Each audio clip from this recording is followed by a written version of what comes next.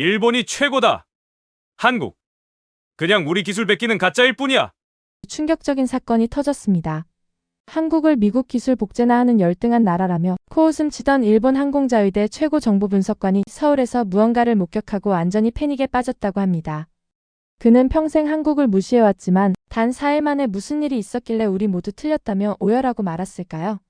일본 방위성이 발칵 뒤집힌 이 충격적인 사연 지금 당장 시작합니다. 사이토 켄지 대령의 얼굴에 깊은 주름이 잡혔습니다. 도쿄에서 서울로 향하는 비행기의 창가 자리에 앉아 그는 KF-21 보람의 전투기에 관한 브리핑 파일을 다시 한번 꺼내들었습니다.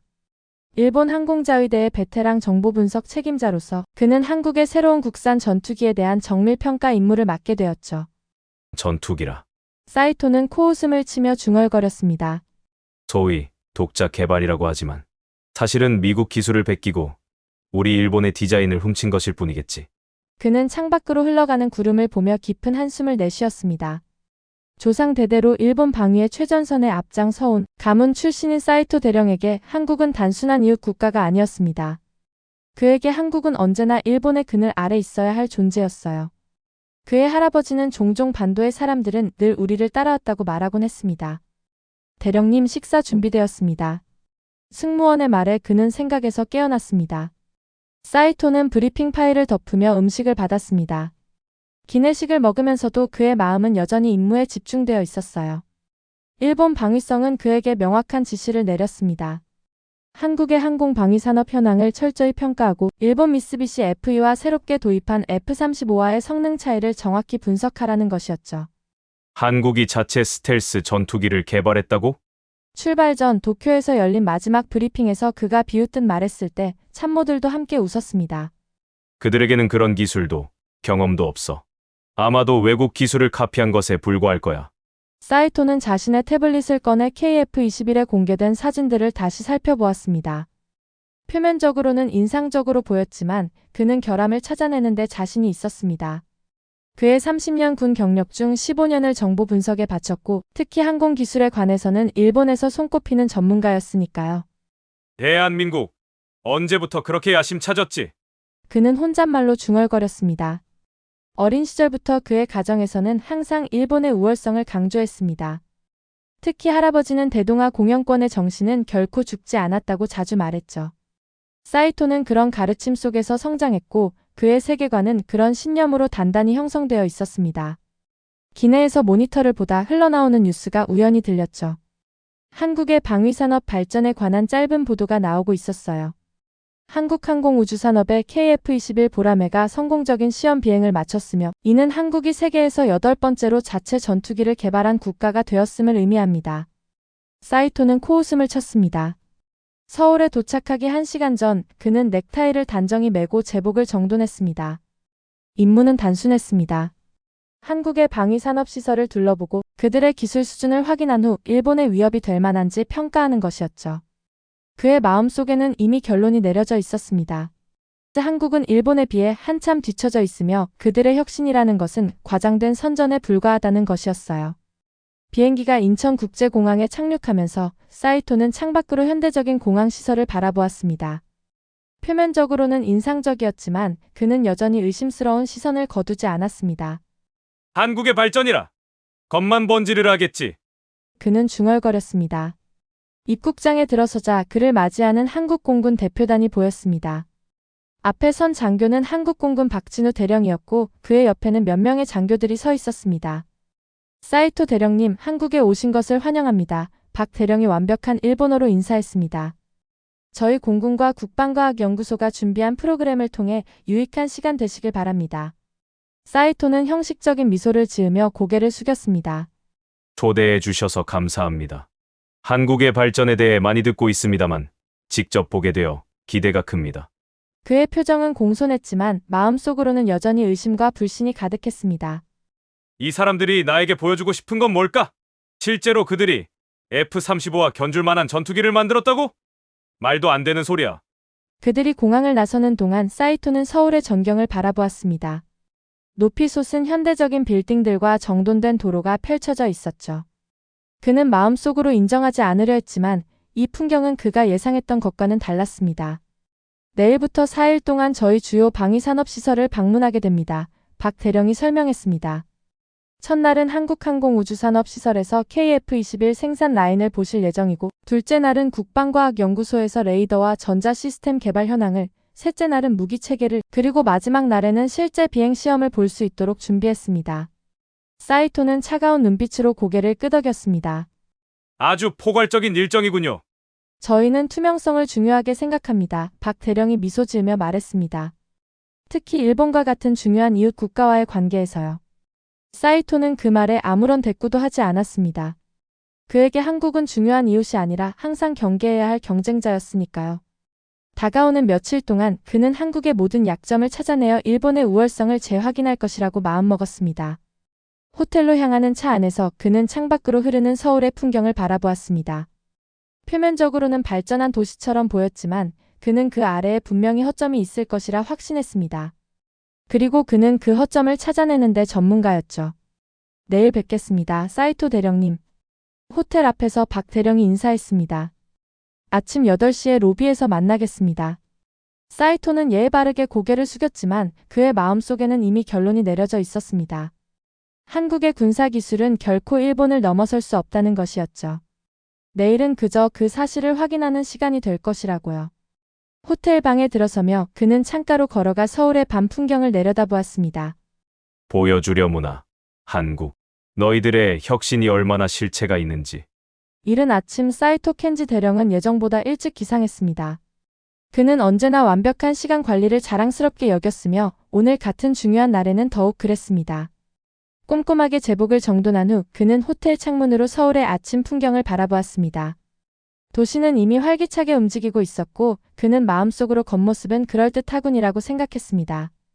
로비에 내려가자 박진우 대령이 정확히 약속 시간에 도착했습니다. 그의 옆에는 젊은 여성 장교가 서 있었어요. 좋은 아침입니다, 사이토 대령님. 박 대령이 경쾌하게 인사했습니다. 오늘 일정 준비되셨나요? 이쪽은 김소영 소령입니다. 국방과학연구소 출신으로 오늘 한국항공우주산업시설 방문해서 기술적인 설명을 도와드릴 겁니다. 김소령은 공손하게 인사했습니다. 만나서 반갑습니다, 사이토 대령님. 일본 항공자위대 전문가를 모시게 되어 영광입니다. 차로 이동하는 동안 김소령은 오늘 방문할 한국항공우주산업시설에 대한 브리핑을 시작했습니다. 저희 한국항공우주산업은 2015년부터 KF-21 보람의 프로젝트를 진행해왔습니다. 총 개발 비용은 약 8조 원으로 이 중 60%를 한국이 20%를 인도네시아가 부담했고 나머지는 민간 투자로 이루어졌습니다. 사이토는 이 말을 듣고 속으로 비웃었습니다. 8조 원. 그 정도 예산으로 진정한 첨단 전투기를 개발할 수 있다고 생각하다니 참 어리석군. 2022년 7월 첫 비행에 성공했으며 현재까지 200회 이상의 비행 테스트를 완료했습니다. 김소령이 계속해서 설명했습니다. 2026년까지 120대를 생산할 계획이며 이미 40대 수출 계약을 체결했습니다. 사이토는 눈썹을 살짝 치켜 올렸습니다. 수출 계약이라고? 어느 국가가 검증되지 않은 전투기를 구매하겠다는 거지? 1시간 후 그들은 경기도 사천에 위치한 한국항공우주산업 본사에 도착했습니다. 건물 자체는 사이토가 예상했던 것보다 훨씬 규모가 컸고 최신식 보안 시설이 갖춰져 있었습니다. 그들은 여러 보안 검문을 통과한 후 중앙 브리핑룸으로 안내되었습니다. 오늘은 KF-21의 생산 라인과 핵심 기술 연구소를 둘러보실 예정입니다. 박 대령이 설명했습니다. 저희가 공개할 수 있는 모든 시설을 보여드릴 것을 약속드립니다. 물론 일부 최고 기밀 구역은 제외됩니다. 사이토는 쌀쌀맞게 웃었습니다. 당연한 말씀이죠. 우리도 방문객에게 모든 것을 보여주지는 않으니까요. 브리핑 후 그들은 먼저 대형 모니터가 설치된 통제실로 안내되었습니다. 그곳에서 KF-21의 설계도와 개발 히스토리를 보여주는 영상이 상영되었습니다. 우리는 처음부터 4.5세대 전투기를 목표로 했습니다. 수석 엔지니어가 설명했습니다. 완전한 스텔스는 아니지만 레이더 반사 면적 RCS를 F-16의 10분의 1 수준으로 줄였고 초음속 순항 첨단 AESA 레이더 내부 무기 탑재 능력을 갖추었습니다. 사이토는 수석 엔지니어의 설명을 들으며 점차 놀라움을 감추기 어려워졌습니다. 제시된 기술 스펙들은 그가 생각했던 것보다 훨씬 인상적이었어요. 특히 AESA 레이더 기술은 일본의 F2에 장착된 것과 비슷한 수준으로 보였습니다. 설명만 그럴듯하게 포장한 것일 수도 있어. 그는 의심을 거두지 않았습니다. 다음으로 그들은 실제 생산 라인으로 안내되었습니다. 넓은 공장 내부에는 여러 단계의 KF-21 기체들이 조립되고 있었어요. 첨단 로봇 시스템이 정밀한 작업을 수행하고 엔지니어들이 복잡한 전자 장비를 설치하는 모습이 보였습니다. 사이토는 처음으로 진지한 관심을 보이기 시작했습니다. 생산 라인의 규모와 정밀도는 무시할 수 없는 수준이었어요. 그는 특히 동체 조립 과정에서 사용되는 복합 소재 기술에 주목했습니다. 이 부분에 사용된 소재는 무엇입니까? 그가 기체의 특정 부분을 가리키며 물었습니다. 카본 에폭시 복합재입니다. 김소령이 대답했습니다. KF-21은 전체 구조의 65%가 복합 소재로 이루어져 있어요. 이는 무게를 줄이면서도 강도와 내구성을 높이는 데 중요한 역할을 합니다. 이는 최신 F-35와 비슷한 수준이군. 사이토는 속으로 생각했습니다. 생산 라인 투어가 끝나고 그들은 테스트 센터로 향했습니다. 그곳에서 사이토는 KF-21의 성능 데이터를 직접 확인할 수 있었습니다. 최대 속도, 상승률, 전투 반경, 무장 능력. 모든 수치가 그의 예상을 뛰어넘었어요. 이 데이터들은 실제 비행 테스트에서 얻은 것입니까? 아니면 이론적 계산인가요? 사이토가 의심스러운 눈초리로 물었습니다. 모두 실제 비행 테스트 결과입니다. 테스트 센터 책임자가 자신 있게 대답했습니다. 물론 일부 극한 성능 테스트는 아직 진행 중이지만 기본 성능 지표는 모두 검증된 데이터입니다. 사이토는 침묵 속의 데이터를 더 자세히 살펴보았습니다. 그의 전문 분야에서 볼 때 이 성능 지표들은 결코 무시할 수 없는 수준이었어요. 특히 KF-21의 가격 대비 성능비는 매우 인상적이었습니다. 우리는 F-35의 약 85% 성능을 40% 비용으로 달성했습니다. 김소령이 조용히 덧붙였습니다. 완전한 5세대 전투기는 아니지만 가격 대비 성능은 세계 최고 수준이라고 자부합니다. 점심시간에 그들은 시설 내 식당으로 안내되었습니다. 사이토는 여전히 아침에 본 것들을 정리하느라 조용했죠. 그의 머릿속에서는 기존의 확신과 오늘 목격한 현실 사이의 괴리가 충돌하고 있었어요. 오후에는 엔진 테스트 시설과 전자전 시스템 연구소를 방문할 예정입니다. 박 대령이 말했습니다. 특히 전자전 시스템은 저희가 가장 자랑스럽게 생각하는 부분 중 하나이니 관심 있게 봐주시면 좋겠습니다. 사이토는 마지못해 고개를 끄덕였습니다. 그의 표정은 여전히 냉담했지만 마음속으로는 점점 혼란스러워지고 있었어요. 자신이 한국의 기술력을 과소평가했을 가능성을 처음으로 인정하기 시작했습니다. 엔진 테스트 시설로 향하는 길에 그는 창밖으로 KAI 단지의 전체 규모를 볼 수 있었습니다. 드넓은 부지의 여러 연구동과 생산시설, 그리고 활주로까지 갖춘 이 복합단지는 단순한 모방자의 것이라고 치부하기에는 너무 인상적이었습니다. 이건 예상했던 것과는 다르군. 사이토는 마음속으로 인정했습니다. 하지만 그는 여전히 의심을 완전히 버리지 않았어요. 그는 오후 일정에서 한국의 약점을 찾아낼 수 있을 것이라고 아직은 그렇게 믿고 싶었습니다. 한국항공우주산업 방문 다음 날 사이토 대령은 그의 호텔 방에서 어제의 기록을 정리하며 혼란스러운 감정과 싸우고 있었습니다. 그가 본 것은 분명 무시할 수 없는 수준이었습니다. 하지만 그는 여전히 한국의 방위산업이 일본보다 앞서 있다는 사실을 인정하기 어려웠습니다. 아침 식사 준비되셨습니까, 대령님? 박 대령의 전화가 그의 생각을 중단시켰습니다. 30분 후 그들은 국방과학연구소 ADD로 향하고 있었습니다. 대전에 위치한 이 시설은 한국 방위산업의 두뇌와도 같은 곳이었습니다. ADD는 1970년 설립된 이래 모든 주요 무기체계 개발의 중심에 있었습니다. 박 대령이 설명했습니다. K2 전차, K9 자주포 그리고 물론 KF-21의 핵심 기술도 이곳에서 시작되었죠. 연구소에 도착하자 최첨단 보안 시스템이 그들을 맞이했습니다. 사이토는 이 정도 수준의 시설을 예상하지 못했다는 사실을 인정할 수밖에 없었습니다. 오늘은 ASA 레이더 개발부서와 전자전 시스템 그리고 미사일 기술 연구실을 방문하실 겁니다. 그들을 맞이한 연구소장이 말했습니다. 첫 번째 방문지인 레이더 연구실에서 사이토는 처음으로 진정한 충격을 받았습니다. 연구원들이 시연한 ASA 레이더 성능은 일본의 JAPG-1 레이더와 맞먹는 수준이었습니다. 이 레이더는 완전히 국내 기술로 개발되었습니다. 수석 연구원이 자랑스럽게 설명했습니다. 탐지 거리, 다중 표적 추적 능력, 전자전 저항성 모두 최고 수준을 목표로 했습니다. 사이토의 표정이 미묘하게 변했습니다. 연구원이 보여준 성능 데이터와 시뮬레이션은 그가 쉽게 반박할 수 없는 수준이었습니다. 점심 식사 후 그들은 미사일 기술 연구실로 이동했습니다. 이곳에서 사이토는 더욱 놀라운 광경을 목격했습니다. 한국이 개발 중인 중거리 공대지 미사일과 공대공 미사일은 외국 기술의 모방이 아닌 독자적인 디자인과 기술을 바탕으로 하고 있었습니다. 특히 이 초음속 순항 미사일은 저희의 자랑입니다. 연구원이 설명했습니다. 사거리 500km 이상, 마하 3 이상의 속도로 KF-21에 장착 가능하도록 설계되었습니다. 사이토는 침묵 속에서 설명을 들었습니다. 그의 마음속에서는 지금까지 믿어왔던 세계관이 흔들리고 있었습니다. 한국은 단순한 추격자가 아니었습니다. 어떤 분야에서는 이미 일본을 넘어서고 있었습니다. 마지막으로 그들은 전자전 시스템 개발 부서를 방문했습니다. 이곳에서 사이토는 더 이상 자신의 놀라움을 숨길 수 없었습니다. 한국이 개발 중인 전자방해 시스템과 대전자전 기술은 세계 최고 수준에 근접해 있었습니다. 어떻게 이런 수준에 도달하셨습니까? 마침내 사이토가 물었습니다. 박 대령은 평온한 표정으로 대답했습니다.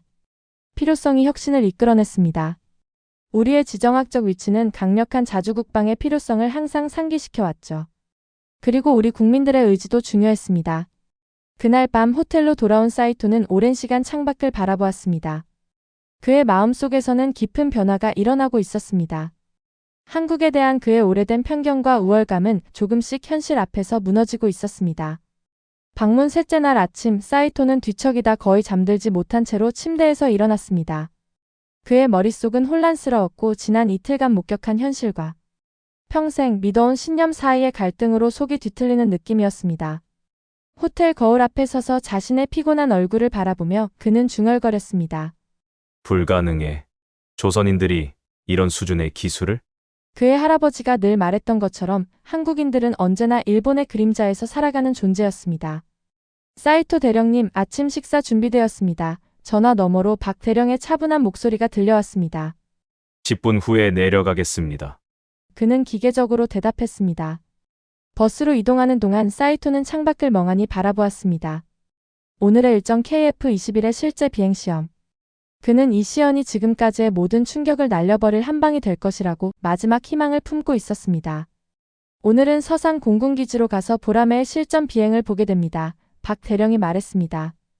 특별히 대령님을 위해 최고의 파일럿들이 대기하고 있습니다. 사이토는 경직된 미소로 대답했습니다. 기대가 큽니다.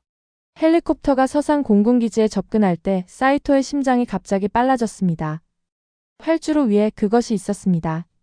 KF-21 보라매. 아침 햇살 아래 마치 포식자처럼 날카로운 실루엣이 위협적으로 빛나고 있었습니다. 전시용 모형일 뿐이야. 그는 마음을 다잡았습니다. 그들이 관제탑으로 안내되었을 때 사이토는 창문 바로 앞에 자리에 앉았습니다. KF-21 시제 3호기 이륙 준비 완료. T-60초 관제사의 목소리가 흘러나왔습니다. 사이토는 숨을 참았습니다. 이륙 시퀀스가 시작되었고 쌍발 엔진의 굉음이 기지 전체를 뒤흔들었습니다. 그의 눈은 활주로를 질주하는 전투기에 고정되었습니다. 전투기가 이륙하는 순간 사이토의 얼굴에서 피가 빠져나갔습니다. KF-21은 마치 맹금류처럼 하늘로 치솟았고 믿을 수 없이 가파른 각도로 상승했습니다. 그것은 단순한 이륙이 아니라 힘과 정밀함의 과시였습니다. 현재 상승 각도 60도, 속도 450노트로 가속 중입니다. 테스트 담당자가 설명했습니다. 사이토의 입에서 작은 신음이 흘러나왔습니다. 그의 얼굴은 이제 창백했고 눈은 믿을 수 없다는 듯이 크게 떠져 있었습니다. KF-21은 마치 그의 불신을 조롱하듯 구름 사이로 사라졌다가 다시 나타나며 완벽한 롤링 기동을 선보였습니다. 현재 고도 3만 피트, 마하 0.95입니다. 테스트 담당자가 계속 설명했습니다. 이제 초음속 가속 테스트를 시작합니다. 사이토는 자리에서 일어나 창에 더 가까이 다가갔습니다. 그의 눈은 이제 전투기에서 떨어질 줄 몰랐습니다. KF-21이 갑자기 가속하자 작은 수증기 구름이 동체 주위에 형성되었습니다. 음속 장벽이 깨지는 순간이었습니다. 마하 1.2, 1.3, 1.4에 도달했습니다. 사이토는 다리가 풀려버린 걸 느꼈습니다. 그는 자신도 모르게 의자에 털썩 주저앉았습니다. 그의 세계관이 눈앞에서 무너지고 있었습니다. 이게 가능하다고? 그는 마치 혼잣말처럼 중얼거렸습니다. 박대령이 조용히 그의 옆에 앉았습니다. KF-21은 우리 엔지니어들의 10년 넘는 노력의 결과물입니다. 우리는 일본의 미쓰비시나 미국의 로키드 마틴처럼 오랜 역사는 없지만 그 부족함을 열정과 헌신으로 채웠습니다. 사이토의 얼굴은 이제 땀으로 빛나고 있었습니다. 그의 손은 무의식적으로 떨고 있었고 눈은 충격과 경외심으로 가득 찼습니다. 그가 평생 믿어온 진리가 산산조각 나고 있었습니다. 이 정도 수준은 일본도 쉽게 달성하지 못합니다. 그는 마침내 떨리는 목소리로 인정했습니다. 당신들이 이렇게까지 발전했다고는 상상도 못했습니다. 박소령은 겸손하게 미소 지었습니다. 저는 F-16, F-15 그리고 미국에서 F-35도 조종해봤습니다. KF-21은 모든 면에서 뛰어납니다. 특히 전자식 비행 제어 시스템은 마치 조종사의 생각을 읽는 것 같은 느낌을 줍니다. 그날 저녁 사이토는 호텔 방에 돌아와 창가에 서서 서울의 밤 풍경을 바라보았습니다. 그의 손에는 위스키 한 잔이 들려 있었고 그것은 이미 세 번째였습니다. 그는 자신의 조상들, 특히 항상 한국을 얕잡아 보았던 할아버지를 생각했습니다. 그들은 틀렸어. 우리 모두 틀렸어. 그는 중얼거렸습니다. 방 한구석에는 그의 노트북이 열려 있었고 화면에는 절반쯤 작성된 보고서가 보였습니다. 원래 그가 쓰려고 했던 보고서. 한국의 군사 기술이 일본보다 열등하다는 내용은 이제 완전히 폐기되었습니다. 도쿄로 돌아오는 비행기 안 사이토 켄지 대령은 창밖으로 빠르게 지나가는 구름을 바라보며 깊은 생각에 잠겼습니다. 그의 옆자리에는 한국에서 가져온 자료들이 가득한 서류 가방이 놓여 있었습니다. 그 안에는 KF-21 보라매뿐만 아니라 한국의 차세대 무기체계, 방위산업 전략, 그리고 첨단 기술 개발 로드맵에 관한 브리핑 자료들이 들어 있었습니다. 하지만 그가 일본으로 가져가는 가장 중요한 것은 서류 가방 안의 문서가 아니라 그의 마음속에 새겨진 충격적인 깨달음이었습니다. 마지막 날 국방부에서의 브리핑은 그에게 최후의 일격과도 같았습니다. 한국은 이미 KF-21은 물론 차세대 스텔스 드론, 인공지능 기반 전투 시스템 그리고 우주 방위 계획까지 추진하고 있었습니다. 특히 충격적이었던 것은 한국형 항공모함 계획과 3,000톤급 잠수함 개발 프로젝트였습니다. 출발 직전 박 대령은 공항에서 그를 배웅했습니다. 사이토 대령님, 이번 방문이 양국 간 더 깊은 이해와 협력의 시작이 되기를 바랍니다. 박 대령이 진심 어린 목소리로 말했습니다. 사이토는 깊이 고개를 숙였습니다. 박 대령님, 저에게 진실을 보여주셔서 감사합니다. 비록 그것이 제게는 쓰라린 진실이었지만요. 그때 박 대령의 대답이 지금도 그의 귓가에 맴돌고 있었습니다. 과거의 편견은 우리 모두를 제한합니다. 하지만 미래는 함께 만들어갈 수 있습니다. 경쟁자로서가 아니라 파트너로서요. 비행기가 일본 영공에 들어섰다는 기장의 안내 방송이 흘러나왔습니다. 사이토는 창밖으로 보이는 도쿄의 익숙한 스카이라인을 바라보았습니다. 하네다 공항에 도착하자 방위성의 고위 관계자들이 그를 맞이했습니다. 사이토는 평소와 같은 경직된 경례를 하는 대신 깊이 허리를 숙였습니다. 그것은 단순한 예의를 넘어선 자세의 변화였습니다. 사이토 대령 어서 오십시오. 보고가 기다려집니다. 야마구치 장군이 말했습니다. 장군님, 저는 매우 중요한 보고를 드려야 합니다. 사이토가 진지한 표정으로 대답했습니다. 우리는 즉시 국가 방위 전략을 재고해야 합니다. 방위성 본부로 향하는 차 안에서 사이토는 자신의 보고서 초안을 다시 한번 검토했습니다. 그것은 그가 한국에 가기 전에 염두에 두었던 것과는 완전히 다른 내용이었습니다. 이전에는 한국의 기술력을 경시하고 그들의 독자적 발전 가능성을 무시했지만 이제 그의 보고서는 그들의 성과를 인정하고 일본의 방위 전략을 재평가해야 한다는 주장으로 가득 차 있었습니다. 도쿄 시내를 지나며 그는 우뚝 솟은 일본의 고층 빌딩들이 더 이상 그에게 우월감을 주지 않는다는 것을 깨달았습니다. 방위성 회의실에 도착하자 고위 관계자들이 모여 있었습니다. 사이토는 깊은 숨을 들이마시고 연단에 섰습니다. 존경하는 장군님들, 장교 여러분. 그는 고개를 숙이며 시작했습니다.